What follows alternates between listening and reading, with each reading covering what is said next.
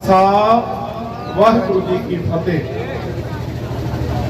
पिछले पड़ाव ते गुरु बाबे दे 5 साल की अवस्था के अंदर पांदे कुतुबुद्दीन नूं ते पंडित बृजनाथ नूं सतगुरु ने पढ़ाया किवें, कुदरत को सखणी पढ़ाई साडा नुकसान किवें कर रही है, विचार कर रहे सां। और इत्थे अगला पड़ाव जिहड़ा सतगुरु पातशाह के इतिहास का कुछ वीर पिछले पड़ाव से भी कह रहे सन कि एक अद्धी चीज जी भगत रविदास जी के जीवन उत्ते कही जाए, पर मैं बेनती की सी भी कदे सद्यो आप सारा ही इतिहास सुनावांगे। वो फिर एक अद्धी चीज ना गल नहीं बनती, एक इधरों चक ली एक इधरों चक ली, वो ना पल्ले कुछ पैंदा है ना सानू सुनाउण दा आनंद आउंदा है। भगत जी की वड्डी महान तवारीख आपां वध तो वध सुनावांगे, तैयारी है ऐसी गल नहीं है, पर एक लड़ी होवे तां गल बनदी है। इस करके मैं मुआफी मंगी सी। जो इत्थे भी वीर कह रहे सन ज्ञानी हरविंदर सिंह जी के बाबा जीवन सिंह साहब जी के इतिहास विचों एक चीज मैं उन्होंने भी बेनती की भी नहीं, इस तरह गल नहीं बनती। बाबा जी का जीवन बड़ा वड्डा है, बहुत वड्डी कुर्बानी है उन्होंने, बहुत वड्डी देन है साडे इतिहास नूं। बाबा जीवन सिंह साहब के उन्होंने सारे खानदान की, उन्होंने पिता जी की, उन्होंने चाचिया ताया की, सारा खानदान वो गुरु के चरणों में समर्पित है। तेने थोड़े जे समय आप इन्नी वड्डी शख्सियत को समझ नहीं सकते, इस करके कदे बुलायो बाबा जीवन सिंह साहब जी के किसी प्रोग्राम से, फिर आप बाबा जी का सारा इतिहास देखांगे। सो मैं खेमा मंगदा होया गुरु नानक पातशाह के प्रसंग विचों ही अगली एक चीज टूक मात्र दो कु गल्लां करके आप छेती समाप्ति करने का यत्न करांगे। आओ खालसा जी भैनों, गुरु पातशाह का 9 साल की हुई है उम्र पातशाह की, ते खतरी राह रीतां दे मुताबिक जदों 9 साल का बच्चा हुंदा है ते ओह जनेऊ की रस्म करते सन। पंडित जी आउंदे आ, विष्णु की पूजा हुंदी है, मंत्र वगैरह पढ़न तो बाद बच्चे नूं जनेऊ धारण करवाया जाता है। 9 साल के होए ने सतगुरु नानक पातशाह जी।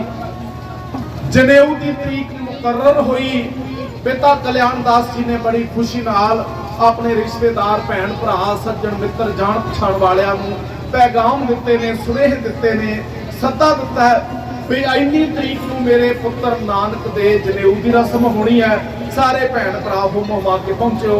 पिता कल्याण दास जी का दायरा छोटा नहीं सी, पटवारी ने जान पछाण बहुत ज्यादा है, ते सैकड़े रिश्तेदार सैकड़े जान पछाण वाले हजारां बंदे जिहड़े है वो कल्याण दास जी के बेड़े विच इकट्ठे हुए ने।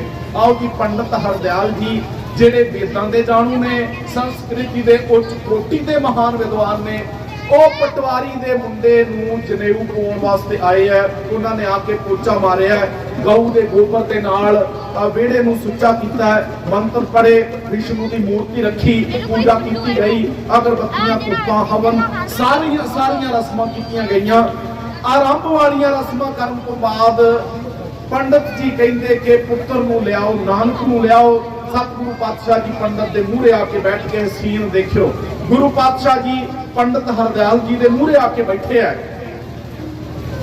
बाकी रहिंदे मंत्र पढ़न तो बाद सतगुरु पातशाह नूं पंडित जी ने जदों जनेऊ पहनाउण वास्ते धागा फड़िया, जनेऊ वो खतरी वाला जनेऊ पाउण दा जदों गल च यतन कीता ना, ते सतगुरु जी ने पंडित की बांह फड़ी है। ये गुरु के सिखो सतगुरु पातशाह का ब्राह्मणवाद उत्ते सब तो पहला बड़ा वार सी, हमला सी, जनेऊ की रस्म नूं रोकना। गुरु पातशाह ने पंडित हरदयाल की फड़ी बांह, ते पंडित जी कहंदे पुत्र ये की कर रहे हो? सतगुरु कहंदे पंडित जी तुसी की कर रहे हो? पंडित हरदयाल जी कहंदे नानक ये की कर रहे हैं? ते सतगुरु कहंदे पंडित जी तुसी की कर रहे हो? पंडित कहंदा भी मैं ते रस्म कर रहा, जनेऊ पवा रहा। ते सतगुरु इत्थे ना 3-4 सवाल ने, समा मेरे कोल नहीं। सतगुरु ने 3-4 सवाल किए कि कहंदे पंडित जी ये पाउणा किहड़ी बीमारी तो है, पाउणा क्यों है? जे ना पावां ते मेरा घट की जाऊ, जे पा लिया ते मिलना की है? जे ना पावां ते मेरा घटना की है, जे पा लिया ते मैनू मिलना की है? पंडित हरदयाल कहंदे नानक ये रस्म है, जद तक खत्री का पुत खत्री वाला जनेऊ धारण नहीं करता वो खत्री नहीं बनता। ते सतगुरु कहते पंडित जी खत्री बनना जरूरी है, रब ने मैनू चंगा भला बंदा बनाया कि बंदा बनना काफी नहीं। जेकर रब दे बनाए बंदे नूं भी तुहाडे वर्गे पंडित कुछ बनाउण फिर रब ते तुहाडे तो छोटा हो गया ना, फिर रब ते तुहाडे तो छोटा हो गया। नानक नूं अकाल पुरख ने बनाया ते मुकम्मल बनाया है, मेरे विच कोई कमी नहीं है, मैनू रब ने पूरा बना के भेजिया। इस करके पंडित जी ये जनेऊ की जरूरत ते कोई नहीं, पर चलो नानक ना नहीं करता पा लऊ। पर मैनू एक गल दसो भी मैं सुनिया पंडित जी ये जनेऊ तुसी किन्ने ही तरह के चक्की फिरदे हो लोगों के घरां च। खत्री मैं खत्रियां दा मुंडा, मेरे वास्ते रंग भी हो रहा है, धागा भी हो रहा है, गंढा भी ज्यादा घट ने। जिहड़ा तुसी वैश दे गल विच पाउंदे हो ओहदा धागा भी बहुत हार्ड हुंदा है, सख्त हुंदा है, गंढा भी ज्यादा हुंदियां ने, ओह सन दा वटदे हो।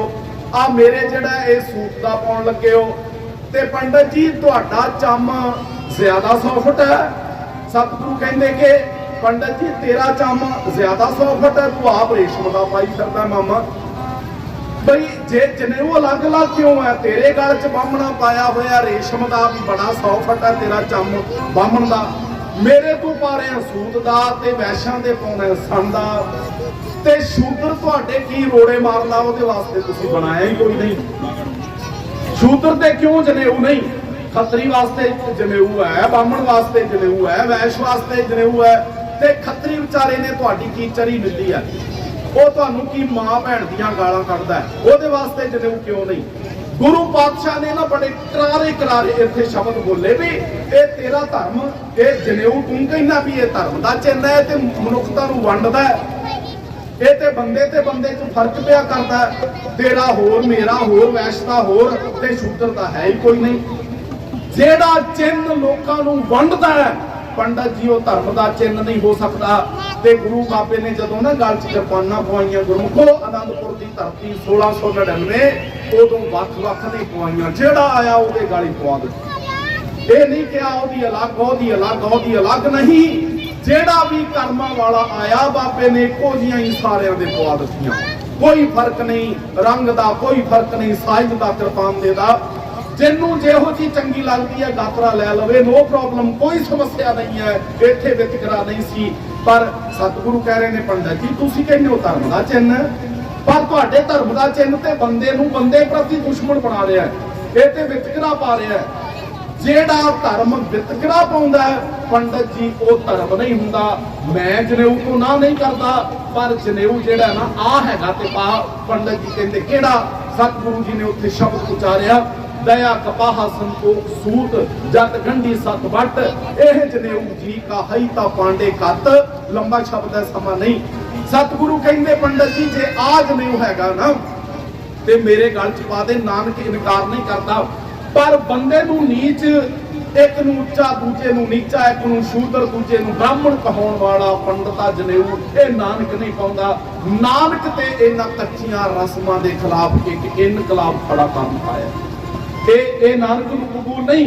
ते गुरमुखो ब्राह्मणवादी कच्चियां रीतां उत्ते गुरु नानक पातशाह दा ये सब तो वड्डा पहला हमला सी, पहला वार सी। एक भरा ने मैनू ज्ञानी अरविंदर सिंह जी सवाल किया, कहंदे भी तुसीं उवी जोर लाई जाना बाबा बई सतगुरु ने पहला हज़ारां बंदे घर च सद्दे ते जे उन्हें नहीं सी पवाउणा ते जिद्दण कल्याण दास जी ने तरीक मुकर्रर की नानक उदण ही ना कर दिंदा। इन्ना खर्चा प्यो दा करवाया, लोग सदे, इन्ना लंगर पानी दुनिया आई हो, तकलीफां तुर तुर के दुनिया आई हो ते पहला ही नानक कह दिंदा बापू मैं नहीं पवाउणा, मैं इन्ना पंगा ना लई, इन्ना बंदोबस्त ना करी। पर गुरमुखो ध्यान दिओ, सतगुरु नानक पातशाह ने जिहड़ी भी गल कही है ना लोकां दी कचहरी च कही है। जे गुरु नानक पातशाह पहले ही बापू नूं कह दिंदे कल्याण दास जी नूं बई बापू मैं नहीं पवाउणा ते फिर लोकां नूं कित्थों पता लगदा जी? लोकां नूं किवें पता लगदा? सतगुरु जी दे वेड़े च हज़ारां बंदे खड़े है ते पंडित भी ओह आया जिहड़ा ननकाणे दे इलाके दा सब तो विद्वान पंडित है, वेदां दा ज्ञाता, संस्कृति दा उत्पत्ति दा विद्वान। ऐसे पंडितां दे सामने कच्चियां रस्मां दा विरोध करना ये केवल गुरु नानक दे हिस्से आया है।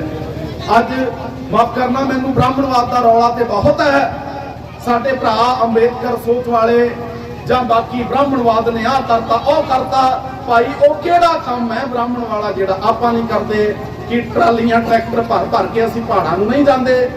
माफ करियो मैनूं, कि साडे घरां 'च जगराते नहीं हुंदे, कि असीं पंडितां दे पिछे पिछे नहीं तुरे फिरदे। ब्राह्मणवाद के खिलाफ रौला ते पैंदा है, पर रस्मां ते साडे घरां 'च सारियां ब्राह्मण वालियां हुंदियां ने। ते गुरमुखो फिर प्रैक्टिकल कित्थे है? जब तक जिंदगी च प्रैक्टिकल नहीं, उदों तक सारा कुछ रौला गौला है।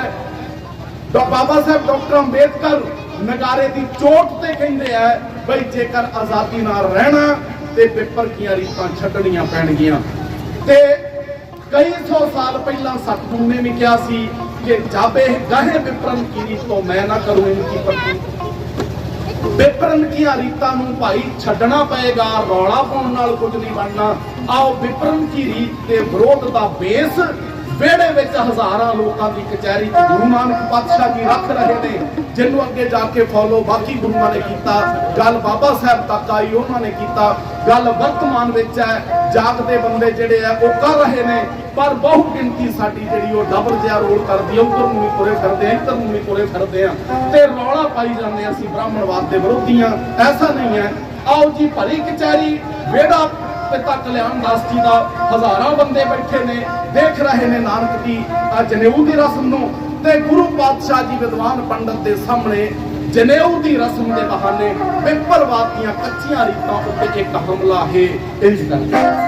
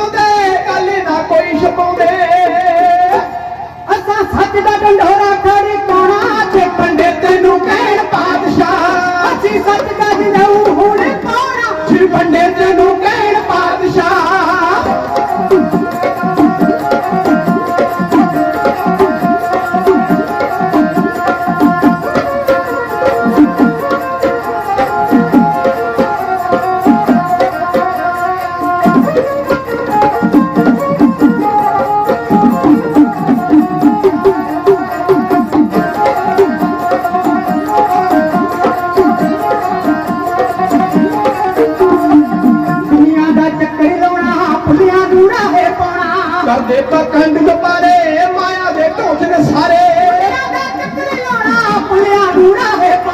कर दे पखंड पारे माया दे ढोचने सारे असा वहम ते पखंड है गवाना जे बंदे तेनू कहण पातशाह अच्छी सच दस लेऊ हुण पाना जे बंदे तेनू कहण पातशाह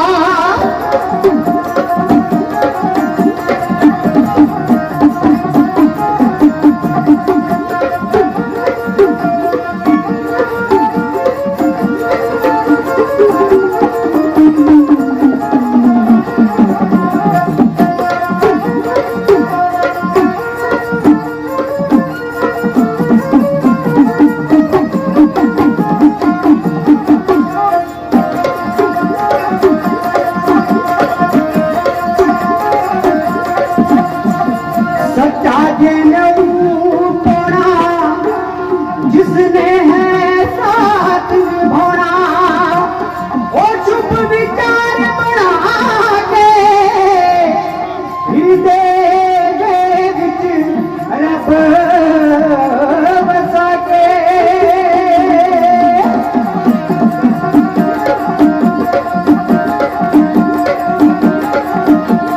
ओ मैं दीवा मेरा सतगुरु उच्चा ते असा उच्चिया ते संगलाई सदके जावा इना उच्चिया तो ते गिनानी रे अनार निभाई, ते गिनानी रे अनार निभाई।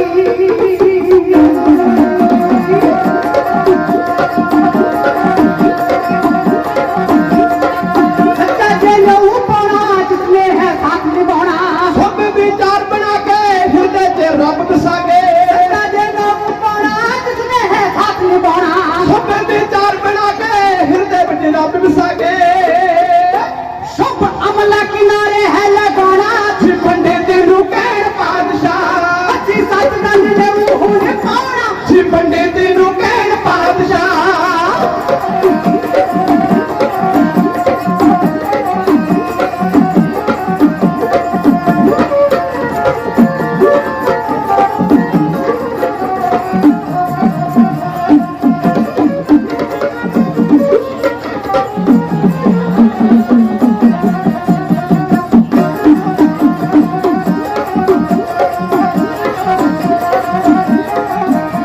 होए तब है सच दुरादा,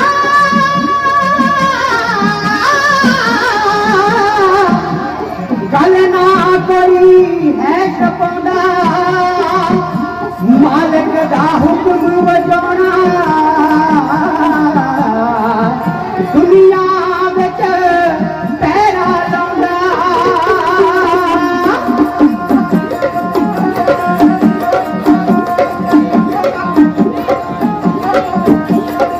है तुम्हें सच सुनाउंदा, गल ना कोई है छपाउंदा।